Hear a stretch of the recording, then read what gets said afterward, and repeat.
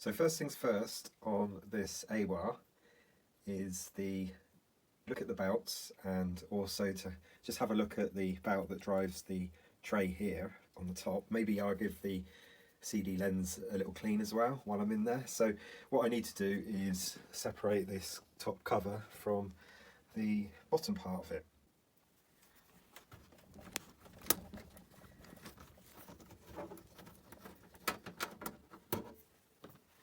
One screw on the back, I think 2 screws, one each side.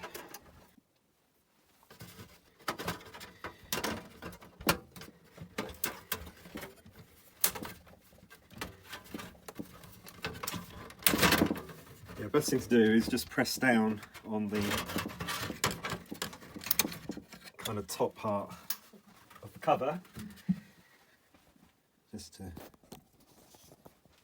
just press down on the top part, and then you won't snap these as you're pulling the cover off. So I've got some interesting little LEDs there, so that's just lighting up this, I guess, from the top. Yeah, didn't notice that before, but anyway, that's that. And then underneath, ooh, I can see some belts that look a bit sticky to me. That normally means that they're a bit sort of tarry, a bit sticky and nasty, so I'll have to get those off carefully. But as far as getting access to the head here, it should be straightforward. There's a couple of screws there, and then where's the mechanism for the drawer? So just 2 screws, and then this just comes out very easily. That kind of gives you a bit more access. So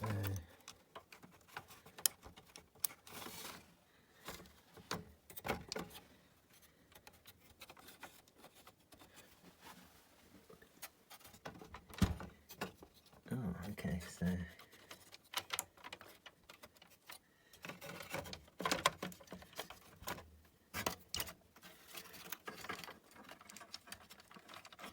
what I'm doing here, I've just found a kind of wheel. Can you see that in there? A white wheel. My hand is gone underneath the board, the circuit board, and I'm just wondering, yeah, just about enough access there without having to take off the rest of this plastic, because it's screwed into the back, but I think because it is reading, I'm just going to gently give that a little blow with an air duster.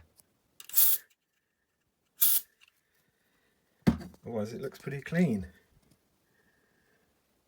A bit of muck on the tray, so that's probably worth giving a wipe, because the less dust inside here, then the less chance it's got of finding its way into where the laser pickup is, and it is obviously quite dusty underneath there, so there's a nice gap there for airflow, which is good.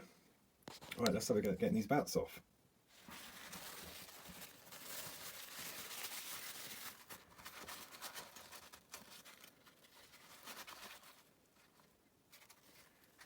So straight away, a bit of it's come off.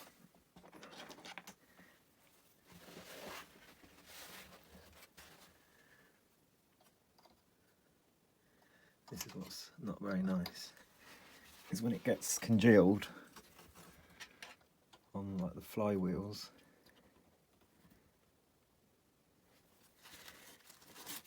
It's a bit of a pain then to get rid of.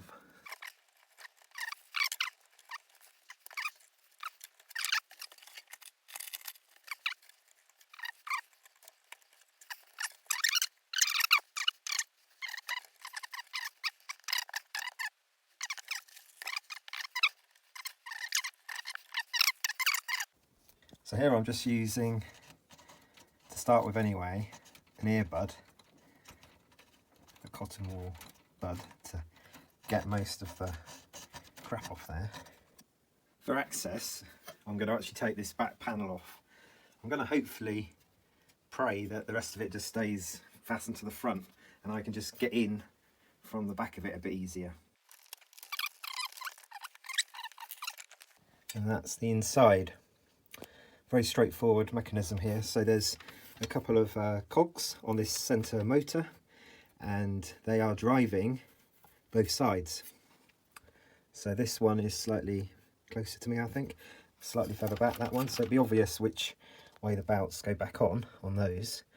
And again, obvious on these. So as far as belts go, it's reasonable. It's not too bad at all. And interestingly, this one is just a guide, but that means that the belts are the same size, because that's in the position where the motor is on that side, as you can see. So it just means that we've got symmetric belts essentially.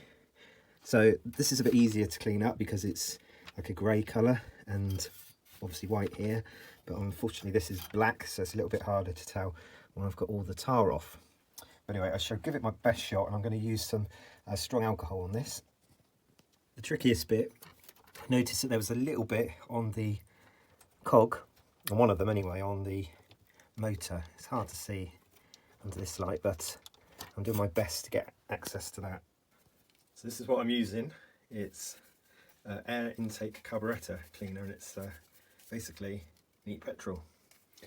That is what I'm using to get to that one by the motor. It's doing a marvellous job, really is working well. I decided to take the rest of the screws out.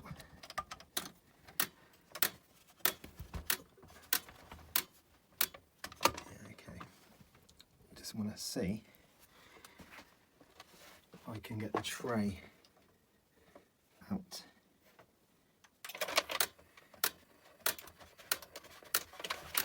Like that, that's what I want. And I can take the front lip off. Can also get to the other bout as well. Yeah, that is changing. Slightly better access, but not brilliant for around here. So I have removed that top section. The reason why is because I want to get into here a bit easier. But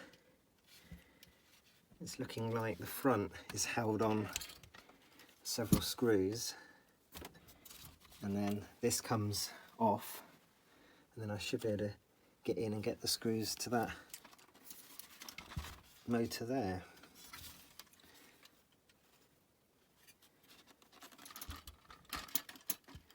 It's a shame the screws aren't visible that side really. They're just the other side there, they're just behind the plastic here.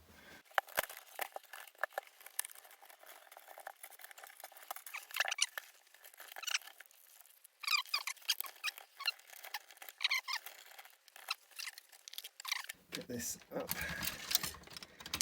Some things are dropped out.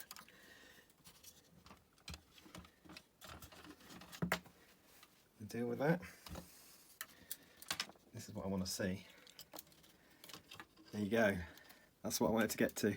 So here, there's two screws holding that very grubby motor, which looks like it's soldered in, so it will come out, but it's not going to come out particularly far, I don't think.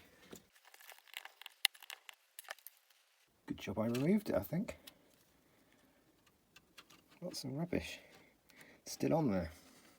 There's also some stuff there that's dropped.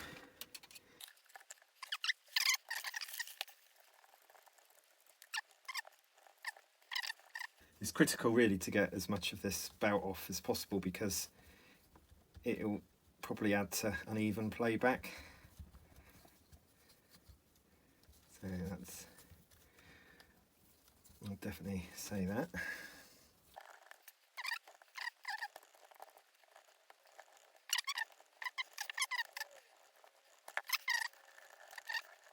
So we don't know yet, do we, if it's going to work?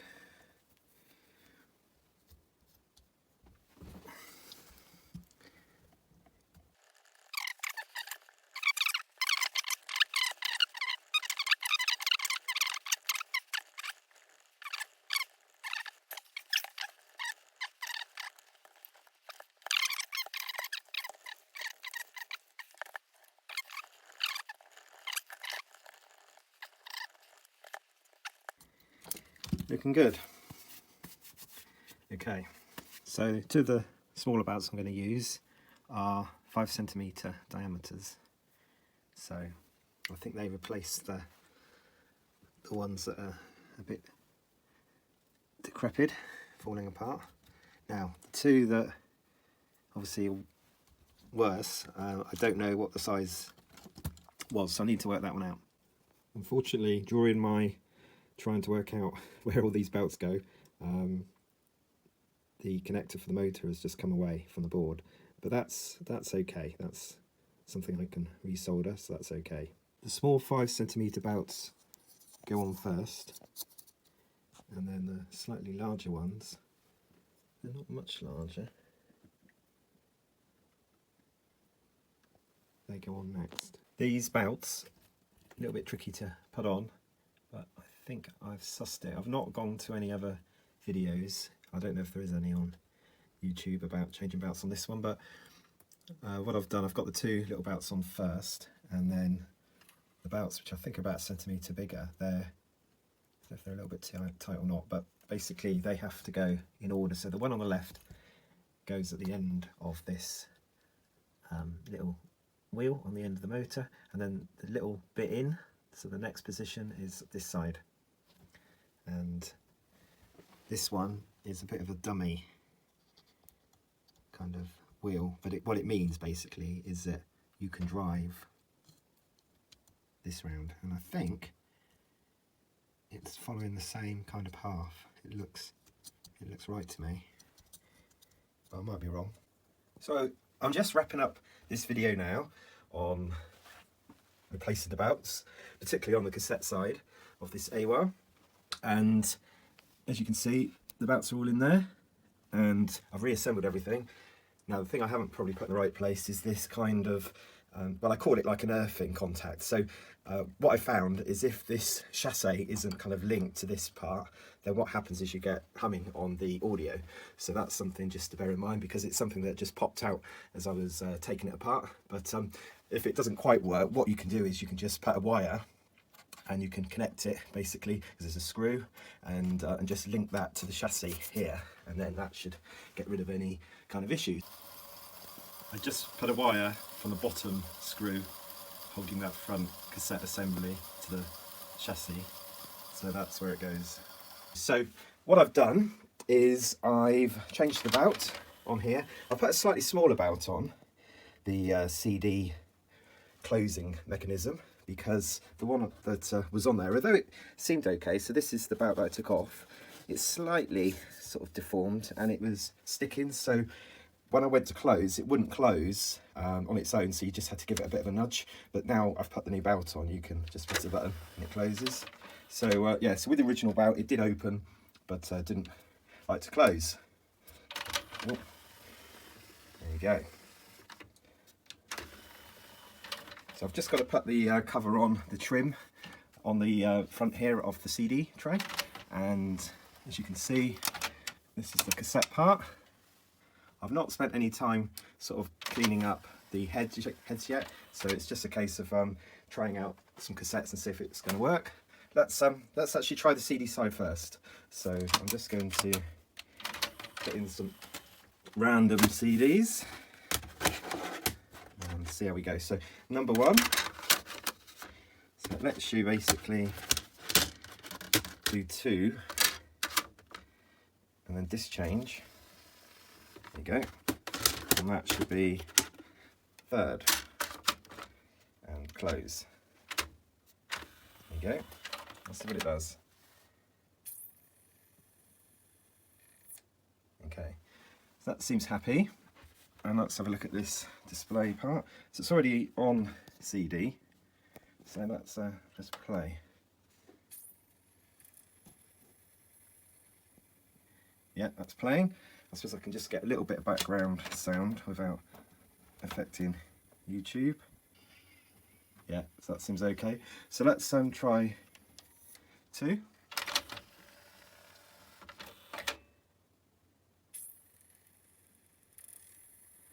So if you've only got to work on the CD part of these, they're really straightforward. As I showed you, you can clean the laser head without taking too much apart. You can change the belt quite easily. So they're quite nice to have. Let's just try skipping.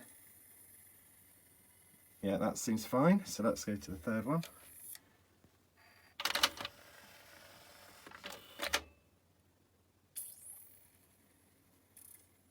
And yeah, reading nicely.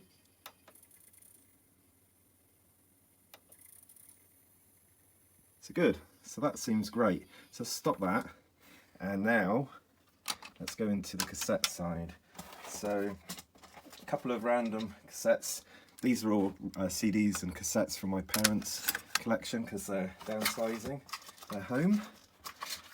And they just gave me a load of old CDs, records and cassettes to kind of do something with. But anyway, they're quite good for testing, aren't they? So let's see.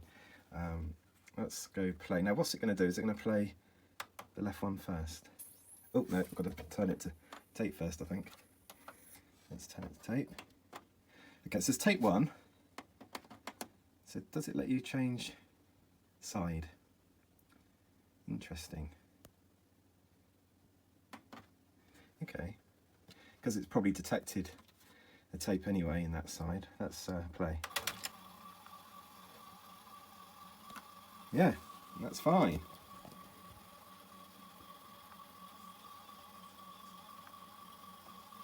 A bit noisy. Probably the cassette, but let's just check. So as you can see, that's the right threading in terms of, I think I've got the bouts around the right way because that side's working. Okay. Now I'm going to try playing now. Will it play the other side? Yeah. So it's detected that tape 2, but oh, I see. It's bound to, yeah. So it's bound to be playing both sides, even though there's only one tape loaded. So it doesn't fully engage the mechanism on the on this side, but it is behind the scenes because it's all part of one motor that's driving it. It's playing it. So excellent. Let's stop that, and then will that now play this side again? No, let's play on that side. So how do I change it? Ah, tape 1. So that's tape 1. Play again. And that's tape 2. So tape there seems to be the recording side, that side. And then press it again, and tape, when it says tape 1, it's playing this side. Great, almost there then. So the way I did it is you just kind of rest it on there, and then with your hand you can just close it almost, so you can just snap it into position. So that seems fine. So let's close that up again. That looks good. Let's just recap with this bottom tray. Let's see again what it does. And I believe we've got to, yeah, press this button here, open, close. It is kind of coming out, but not really on its own. Let's see. So let's close it.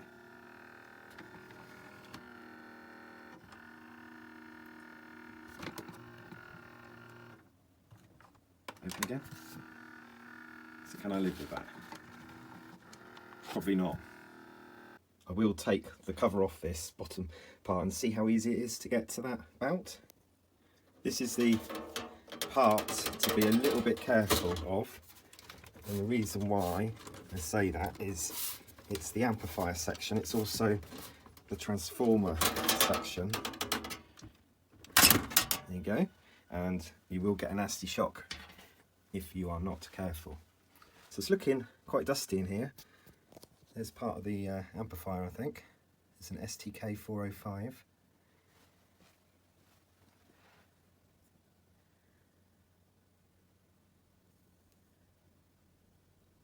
Yeah, look at that hefty transformer. But not overly dusty. And you can tell that it was manufactured on the right side of the issues with the capacitors, so they all look pretty good on here. a visual inspection anyway.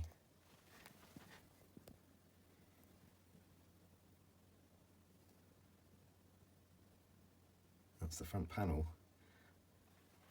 So the control mechanism is part of that board there as well.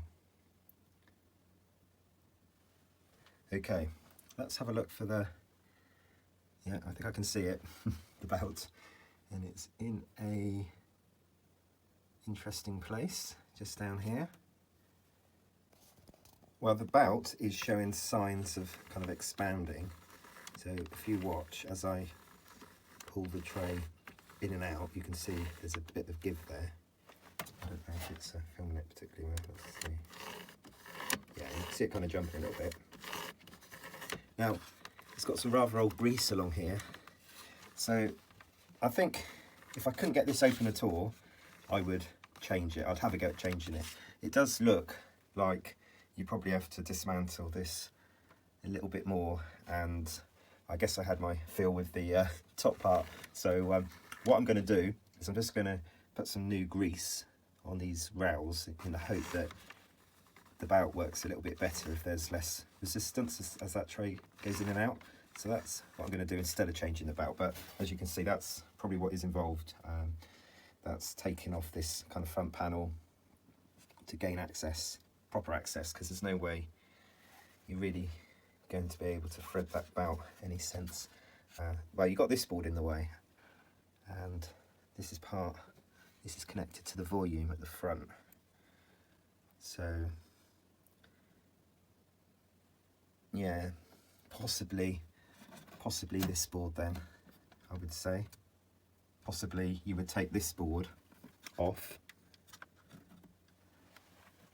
but because it's been powered up, I'm not going to do it at the moment. So this board off, I reckon, to gain access to here without taking off the front panel. I think that's probably the way I would suggest if anyone is going to have a go on theirs. Let's see if the grease that I've put on makes any difference to this bottom tray. So I'm just going to go open. Okay, it opened, laboured a little bit on opening, but it did open. So that's probably good enough for now until it's unable to open at all. So let's close it. It closes. Okay, I'm happy with that.